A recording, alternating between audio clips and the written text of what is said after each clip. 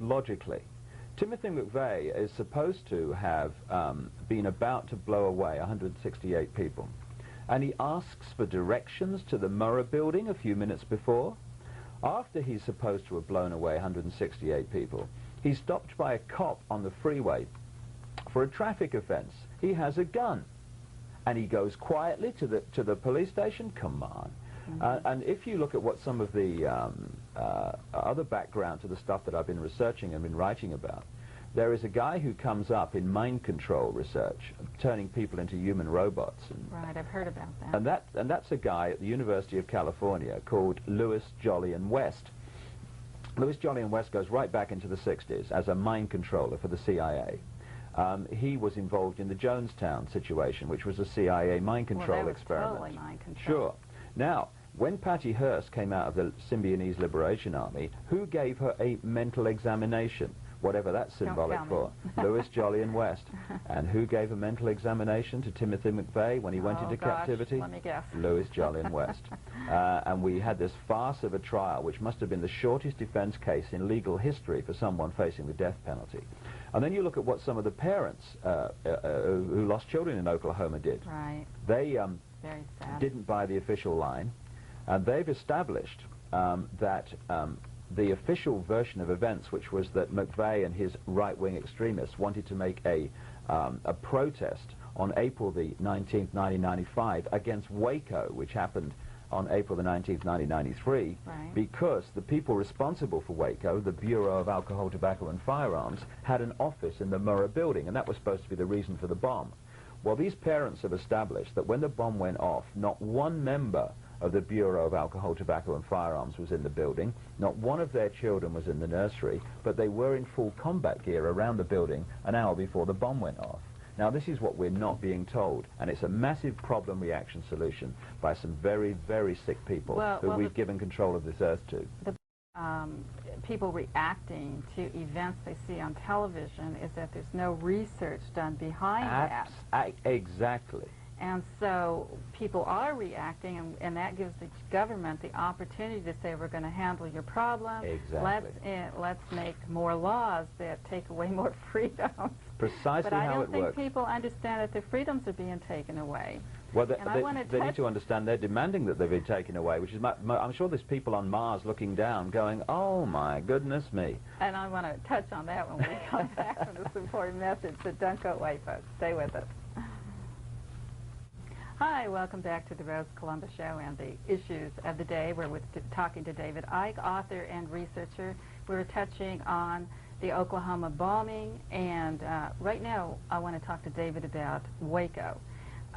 David, going from the Oklahoma bombing into the Waco situation, what do you know about that?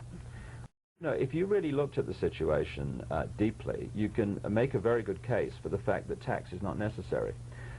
If you look at the amount of money that taxation is going to every year just to pay back interest on the deficit, be paid back. Right? It's fantastic the amount of money that's going straight out of people's pockets, straight to the. You've seen a video called Waco the Big Lie, in which footage that wasn't shown on television is shown. I did see it. And they have these tanks actually flamethrowing into the building to start the massacre.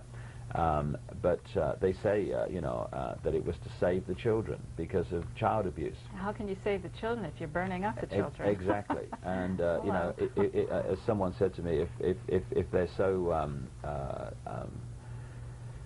determined to stop children from being abused, then why aren't Bradley tanks flamethrowing into Catholic churches, I mean, what's the ultimate abuse? Yeah, and also the research that I've been involved in, particularly in the last year, I've actually named in my book some very, very famous people right at the top there who are, and have been for decades, sexually abusing mind-controlled children as young as 2 and 3. And we're talking big, big names here in America, and I've come across exactly the same in Britain, and that people there are naming the big names of Britain, because the top of the pyramid is just a cesspit, basically, and because the people right at the top there control the appointments into positions of power, like presidents and prime ministers, etc., and these other economic big positions. They're putting their same mentality into those positions of power.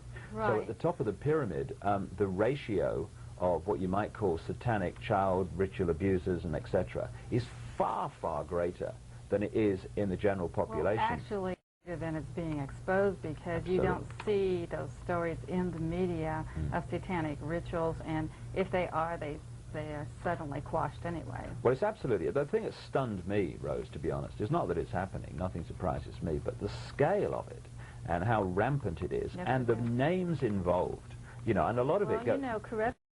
A lot of it goes on at Bohemian Grove in Northern California, among the redwood trees, where the elite from all over the world are flown in every July for a camp when horrific child abuse and what have you goes on, and they all dress up in their ritual bloody costumes, and it really is stunning to see who actually runs the world. Well, it would be rather shocking to most people. I would also say about Waco, and I talk about this in my book, and the truth shall set you free, there is a campaign to discredit the word cult. To discredit the word cult by setting up things. I mean, actually, one of the things I do in the book, I have a chapter called Cult or Con, and I predicted at the end of that to expect more mass suicides by cults. And, of course, we've had the Heaven's Gate down in San Diego. And the idea is to discredit the word cult, so it immediately reflex reaction in the public mind is dangerous nutters, something must be done. Well, it's like the word militia. Yeah, and then you, exactly. Or patriot. Yeah, and then you applying this word, once discredited, to anything you want to discredit. And there's an organization called CAN, which is the Cult Awareness Network, which is used to, first of all, discredit the word cult, and then start applying it to alternative healing and all this stuff. Guess who's at the heart of that? Lewis, Jolly and West. What a surprise. And the False Memory Syndrome Foundation, which has been set up to discredit mind-controlled people who are remembering now what happened, because they screen their minds from it. On its advisory board is Lewis, Jolly and West. He's everywhere. Yeah, it's a bit like Henry. I mean, the only person who's more everywhere is Henry Kissinger, who is a major player in this. I know people who are being forced through threats to their families and other means to use their abilities to further this agenda. And they've been called to the White House for meetings with the president, whether it's Bush or Reagan or whatever.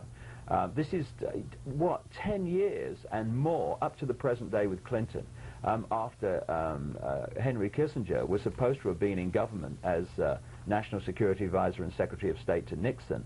And when they've gone in the Oval Office, who do they meet?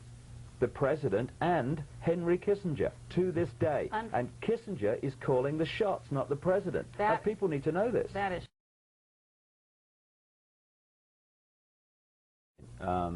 singular. People talk about conspiracies, and of course they happen all across society, and people see them in their own lives from time to time. But we're looking at one agenda. It's not actually a conspiracy at its heart. It's an agenda, and it's been unfolding for a long, long time and can be charted back right into the ancient world. And it's for the centralization of power in the world in all areas of our lives, with a world government, world central bank, world army, world currency, microchip population, all these things which have been suggested for years are actually unfolding. Who started this? Well, if you look into the ancient world, you can pick up one face, if you like, which has had different masks put on it at different times. You can go back quite comfortably to the 1300s, at the time of the Knights Templar and others, and you can chart them right the way forward into the modern world and the control of today's banking system and political system, transnational corporation network. When you get to the top of those pyramids of those apparently unconnected institutions of our lives, including the global media at ownership level, you find the same organizations and the same people sitting there. So basically it's an agenda for the centralization of power in the world. And the mentality at the top of the pyramid could be seen between the 1930s and 1945 in Germany. It's what we would call the Nazi mentality. There is a Nazi global agenda, and I don't want to link that just to Germany, because the Nazi mentality is no respecter of genetic inheritance. I mean, are you referring to the... That's one name for it, the New World Order, yeah. The conspiracies come in making this agenda unfold. So you'll have conspiracies to remove those people and organizations that are a threat to this agenda becoming reality. You'll have conspiracies to put people into political and economic power who will make that agenda reality via legislation, like Clinton and Bush. I mean, they're not opponents, they're associates and members of the same organizations working to the same agenda, funded and brought through by the same people. And the third conspiracy is conspiring to manipulate the mass consciousness to demand that that agenda becomes reality. Now, how do they do this? Through mass media? Well, let me give an example of the most powerful mind manipulation technique. Okay, they want centralization of power. They want more power for police, more power for Right. security agencies. If they offered that package up front, openly, this is what we're going to do, there would be a reaction. People would say, this is a fascist state, we're not having this. But if you use a technique which I call problem, reaction, solution, you actually get people who would normally oppose that agenda to demand it happens. Problem, reaction, solution works like this. You create a problem in the world, I don't know, run on a currency, government collapse, a war, because I show in my books that all sides in the two world wars were funded by the same people and had their front men in all these countries. So you create a problem. You need someone, however, to be blamed for it, so the real culprits are not named. So you have the Lee Harvey Oswald syndrome. You want the patsy. Right. I would say also the Timothy McVeigh syndrome. You then get the media to report your problem in the way you want it reported, and you're looking for a public reaction of something must be done, this can't go on, what are they going to do about it? In other words, the authorities. Right. And at that point, those who've created the problem and got that reaction then openly offer the solutions to the problems they've created. And in this way, you get, like I say, people who would normally oppose the solutions to demand they happen. In Britain, we've got cameras in the streets going up all over the place and increasing surveillance of people as they have in America. And people are demanding it. You see, if you let society break down so there is more crime, you emphasize crime in other areas to be worse than it really is. You set up major events like Oklahoma, which we might get into. You get people in the four-letter word that controls the world, Well, fear. we are going to get into that in a moment, but we're Yeah. going to take a break. Okay. And we'll be right back after this important message, so stay with us. Stand by. 5, 4, 3, 2. Takes many levels, which we could get into as we go along. Particular one where people are now conditioned to police each other. In fact, they have been throughout known human history. People think when they first hear that a few people control the world, and it's certainly not those in political power. They're the front men for the people who really run the world. Behind the scenes. Absolutely. The people that control the banking system and the transnational corporations, they're the ones that rule the show. The politicians like the Clintons and stuff, they're front men. And if you've got not just skeletons in the cupboard, but whole cemeteries like Bill Clinton, then of course you are in a situation where you do as you're told or else it's revealed. So if you just take this one area, because this is actually the foundation of it, when people hear that a few people control the world, they immediately say, hey, that's ridiculous, that couldn't happen. But the fact is that big secrets keep themselves. Governments only have to keep little secrets, like whether Al Gore is using the telephone in the White House at the wrong time for the wrong things. The big secrets keep themselves because they are so different to the conditioned view of reality that we get, that when the truth comes out, people say, oh, come on, that's far-fetched. But if you look at the basis of how it works, it's quite obvious that it's happening and how it can happen. It's not done through physical means. You can't control billions of people physically. But what you can do is control the way they think and manipulate them mentally and emotionally, and that's what happens. Well, that would include not only our government, and that would include our schools. Absolutely. That would include our churches. Mm-hmm. And that would include government agencies like the federal government and the IRS. Absolutely. I mean, and it works like this. If you look at any organization today, it's a pyramid. You've got the few at the top who know the real agenda and what the organization's really there to achieve. And the further you come down from the pyramid, you're meeting more and more people in that organization who know less and less and less about what's going on. They only know their little bit. It's called compartmentalization. The way this global structure operates is like Russian dolls, one inside another, inside another, inside another. Well, it's pyramids inside pyramids inside pyramids. So the small pyramid, say a bank, goes into the next pyramid of the next pyramid until you get the global banking system pyramid. And at the peak of that, you've got the same people and organizations. Global transnational corporation network, when you get to the peak of that, you've got the same people and organizations, and they're the same people who own the banks. It's the same with the global media, it's the same with the intelligence agencies, and eventually all these pyramids fuse into one pyramid peak. Well, it's interesting that with an eye in it on our dollar bill. Yeah, very appropriately. The pyramid and all-seeing eye is an ancient symbol of this manipulation, this face with different masks. And it was put on the dollar bill in 1934 by one of the great frontmen of the 20th century for this group, Franklin Delano Roosevelt, who was put in there by the global banking system to take America into the Second World War, and I document this. He came to power in 1933 originally on the back of a classic problem-reaction solution. The Wall Street crash, Great Depression, something must be done, solution, save us, Franklin, the New Deal. He was voted into power because he was perceived to be the man that could sort the problem out. Should do this and should do that. They think that those words mean must do that by law. Those words should, which you see so often in these documents, are not there by accident. They're there because they know it's not a must because it's never been passed. And if we could just look at how money is created, I think people's eyes would open to see what a con it is. Well, really sleepy. He says, so I decided, what the heck, I'd just go for a walk. He said, you know, I was kind of thinking about the momentous events I was participating in. He says, of course, it was forbidden for anybody to be wandering around the middle of Red Square in the middle of the night. He says, but I just decided, what the heck, I'd walk out and see what happened, see when the guards stop me. He says, so I walk down the hall. Guards know who I am. They ignore me. He says, I walk down to the lobby of the hotel. They don't pay any attention. As I walk right out into the middle of the Red Square, right up to the Tomb of Lenin, right over to the doors of the Kremlin itself, the guards are ignoring me. And he said, and then it struck me. I said, well, what struck you? He says, that it was over. That it was over.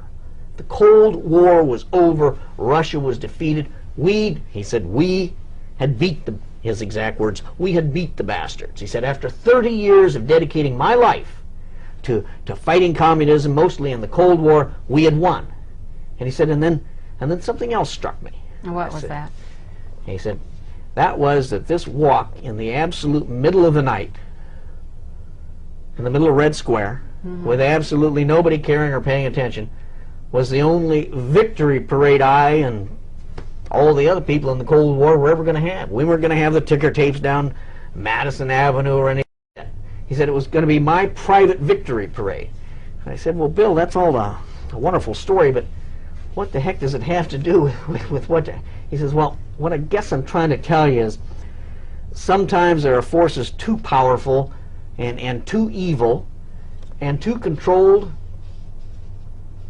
for us as individuals maybe to correct them or solve the problem in the time frame and in the manner we'd want. And he says, you're up against them right now. You're on with the Franklin cover-up. With the Franklin thing. He says, but we have to keep fighting. We have to do what we can. And in the long term, hopefully, we can make some difference. I said, it is the truth, and I don't like you calling me a liar. So they said, go jump in a lake. And I said, no, I'm suing you. And I did. And within 3 weeks, they contacted me and said, okay, we've done our checking. And we reached a settlement where they paid me damages, which we agreed wouldn't be disclosed. And then 3 nights in a row on the evening news and the morning news, they had a public apology to the senator from Nebraska and acknowledged that they were the ones in error, not me. So that's been the only lawsuit thus far. But since the book came out, there have been what I call the many miracles, one after another, that validate or prove one point or another. But there's also been much been a stronger lot of- evidence of just how powerful some of the cover-up activity is. Yes, and there's probably been a lot of pain and suffering and harassment through all this, not just for the victims, but for Oh, yeah. yourself, Yeah. too. Yeah. Because this is not something that people can take lightly. When people discover injustices, they do one of two things, in my opinion.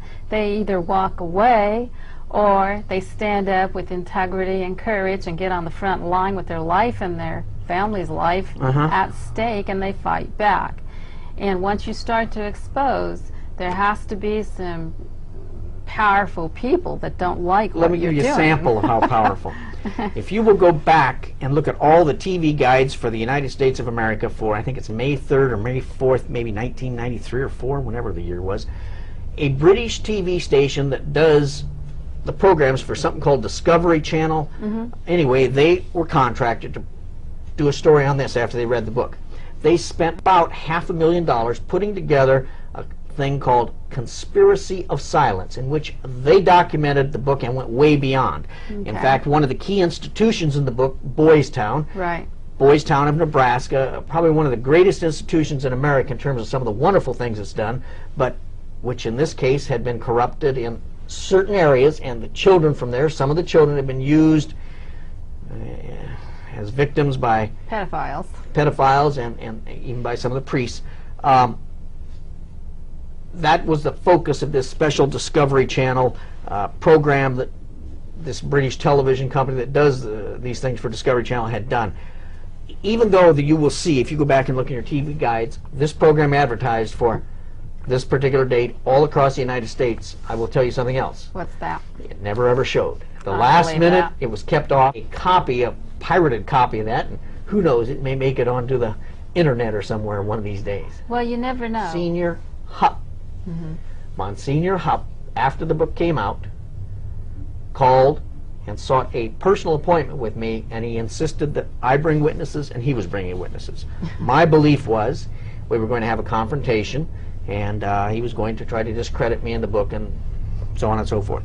To my absolute, utter shock, amazement, stunning, Mother Monsignor sat down. He said, "John DeCamp, I admire your courage, number one." He says, "Number two, you told the game, I'll help with the names."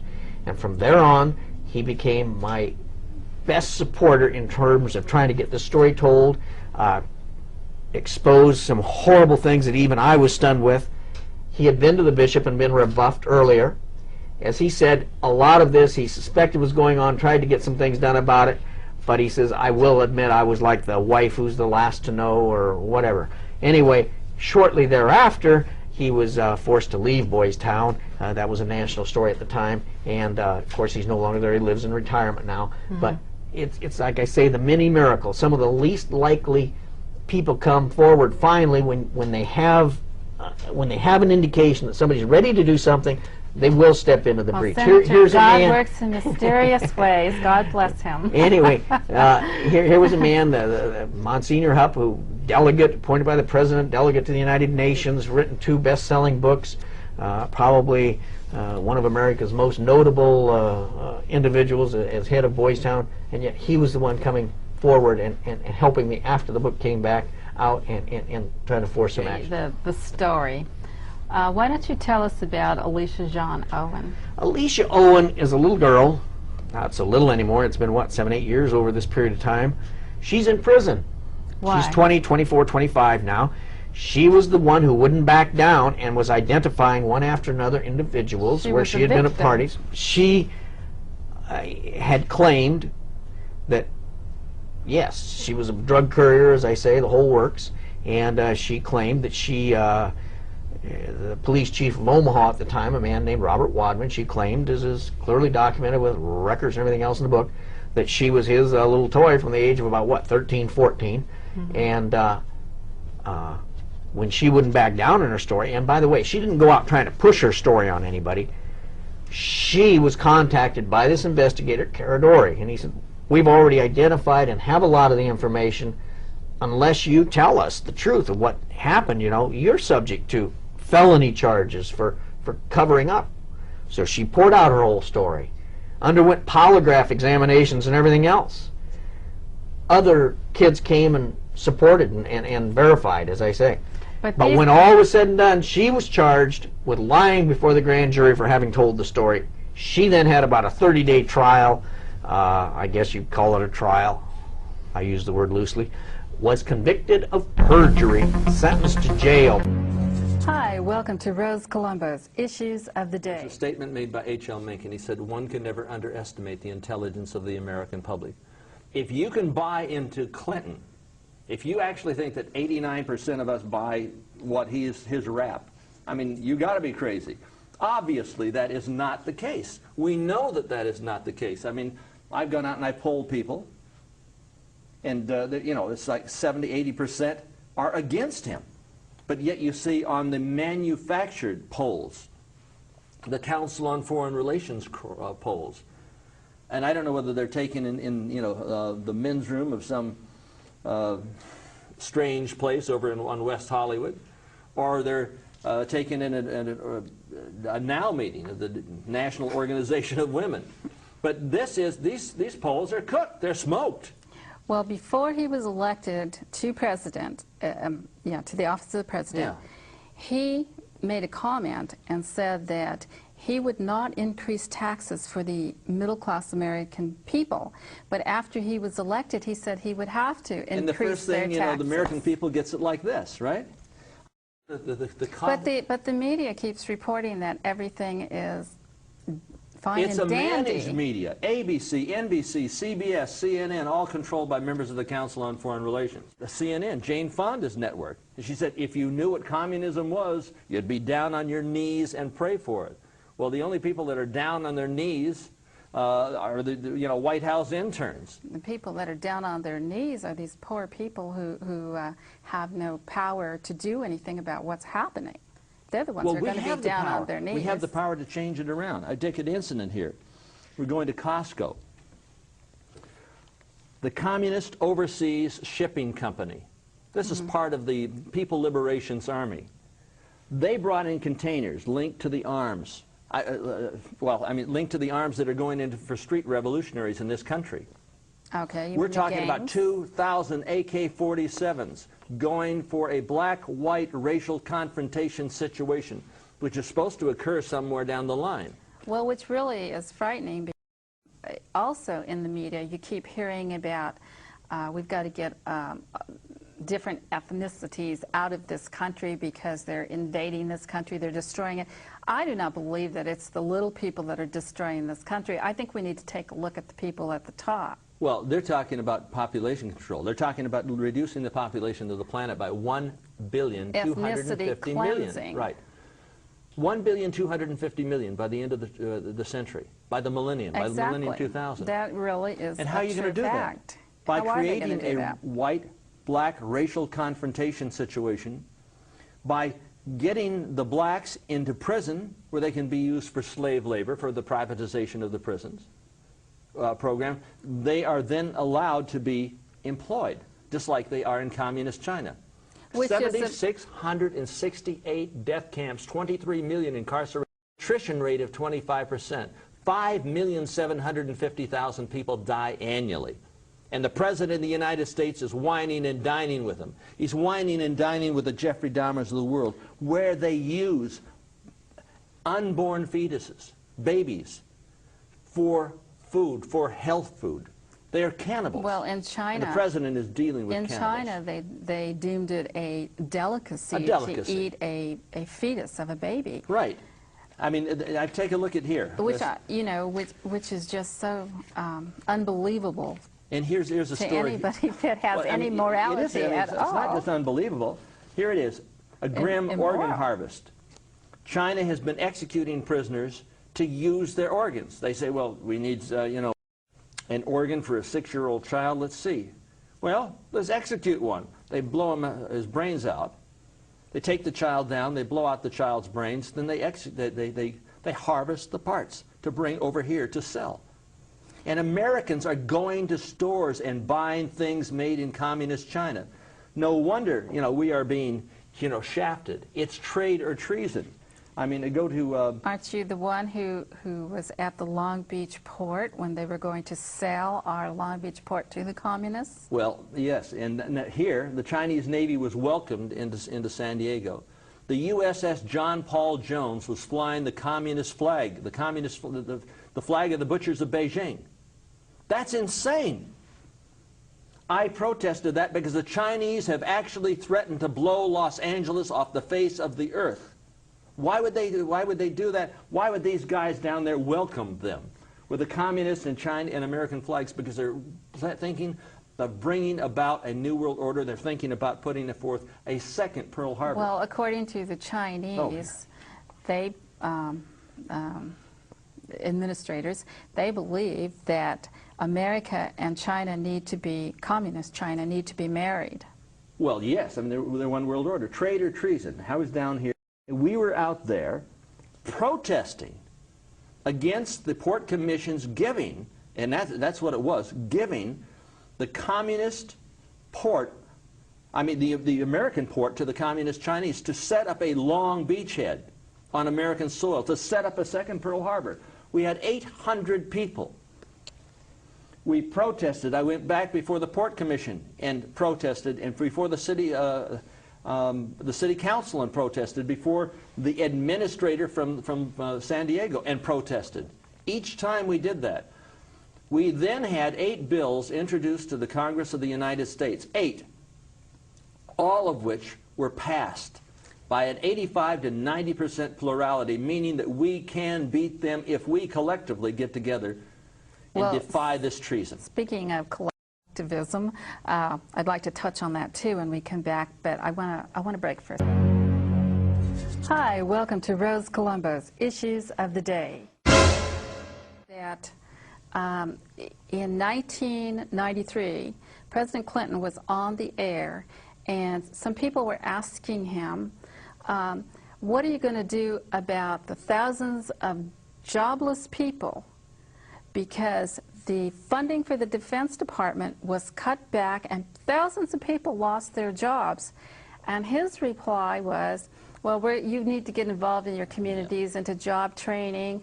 Well, what about our Defense Department that has... Defense, we are surrendering to the United Nations. A world that is free is not united. But immediately after President Clinton took office, isn't it a fact he cut the defense spending? Right. And also he started closing the military bases? And one of the military bases that they want to turn over to the communists is Long Beach. And we put a stop to that. The only way that they can do that now is to circumvent the Congress of the United States. Bill, and this particular article here, this peso bill, is bailing out Mexico. The Congress said, no, we're not going to bail out Mexico because it's simply giving the Mexican government our money that we earn to pay the interest on their national debt to the international banksters. And the American people are being shafted. Well, is that any different than us selling arms to Russia, Communist China? The arms that are coming from Communist China are going to Iraq. The chemical and biological, bacteriological weapons that went to Iraq came from the United States of America during the Bush administration. But is it true that Communist China is building up their armies and their arms quietly? Yes. Communist China was on maneuvers, amphibious maneuvers. And one of the people from the BBC had asked what the hell they were doing. What are you doing? They were planning on an invasion, preparing for an invasion of the United States of America, the same nation that is out Hitler at the height of his hysteria. Would you say that Communist China is the sleeping giant? It's not sleeping. It is kept alive because we are feeding them. Oh, if you go to the store and buy anything made in Communist China, you've got to be crazy. You've got to be out of your mind. Our jobs are going south. Well, they're going everywhere, but now what about the fact that we are getting involved in this, possibly getting involved in the war with Iraq?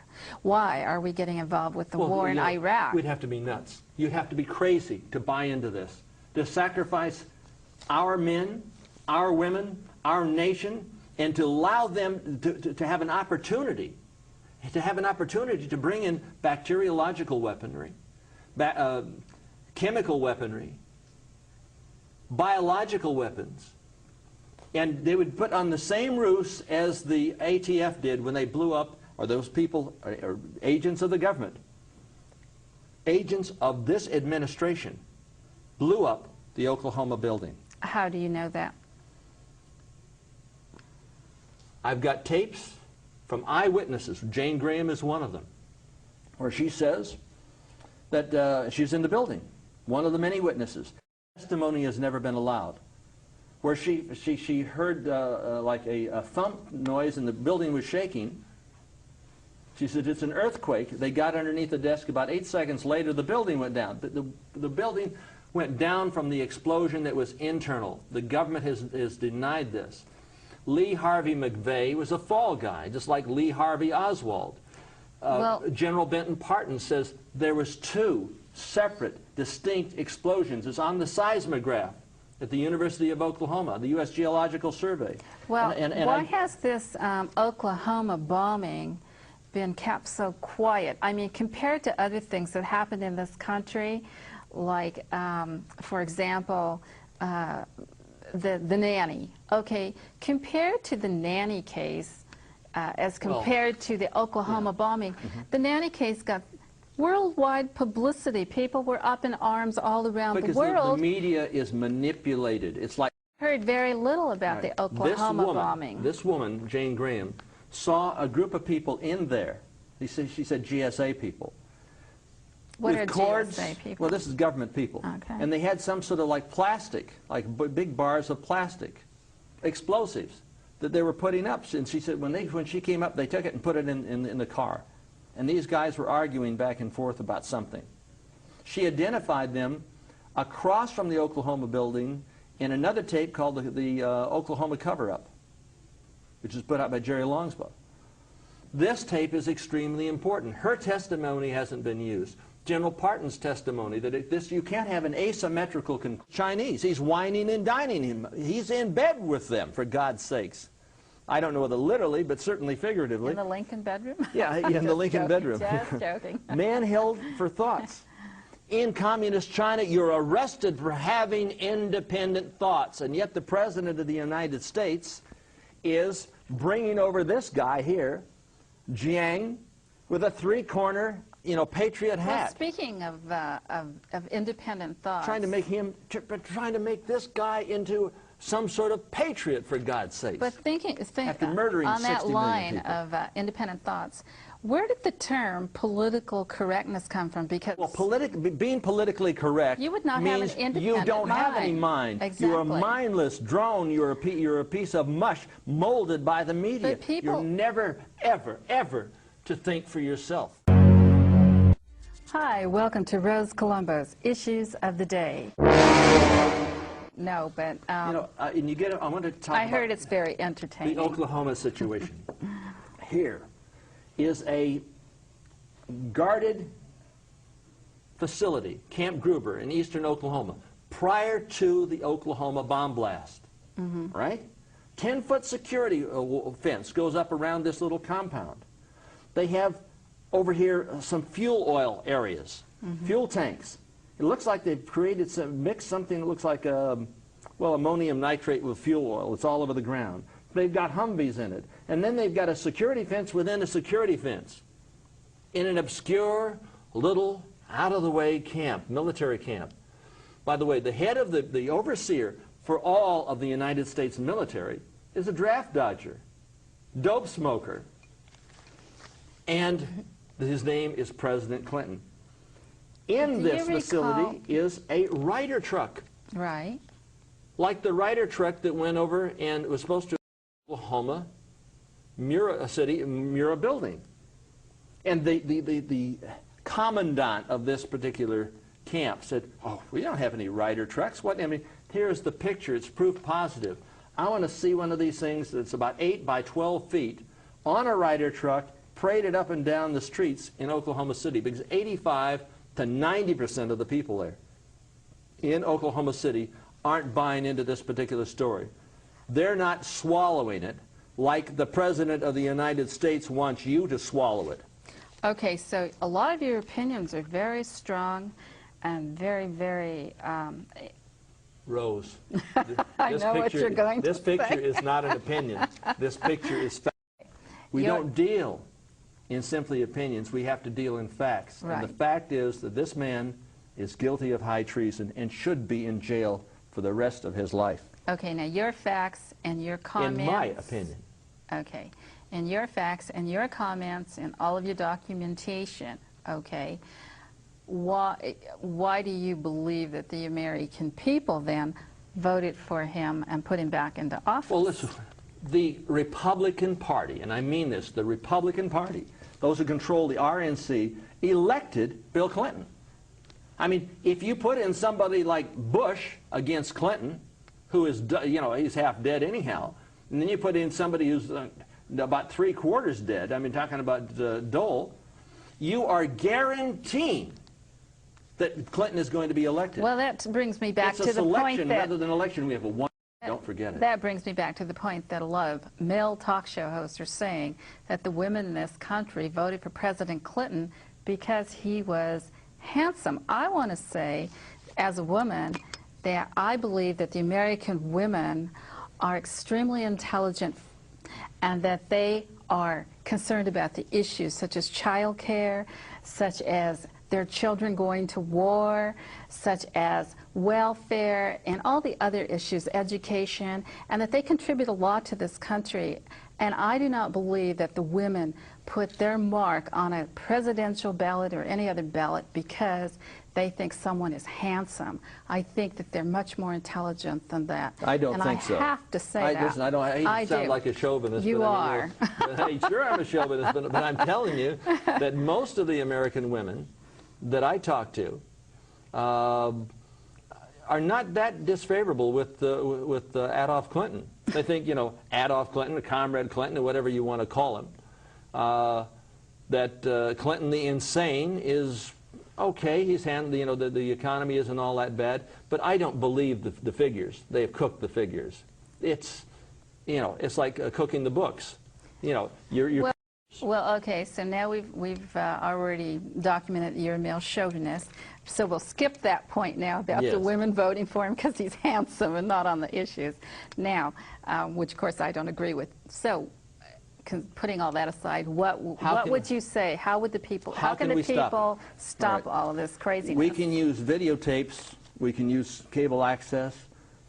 This show can be seen by 1 million before a book can be read by 1. Get the videotapes. Get the audio tapes. Get in motion. Get up off your backside and do something, for God's sakes. This is your country, and you've got to fight for it. Thank you, Anthony. We've run out of time. Oh, all right. They're telling me to close.